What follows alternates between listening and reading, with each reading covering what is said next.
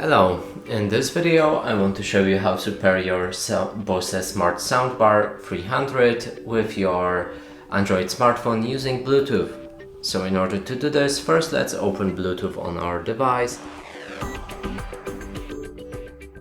So simply scroll down your notification bar and open the Bluetooth. On most devices it should work like this. Next is to take the pilot for your soundbar and click on the Bluetooth. That way the LED lamp on the left side of the soundbar should start flashing in a blue light. And here, if we refresh the devices, it should be right here.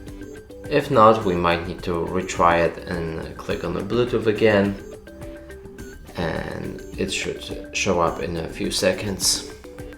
Here it is, and now let's click on it. Pair, and device is paired. And that's it for this video. Hope you like it. Please consider subscribing to our channel, leave a like and a comment below.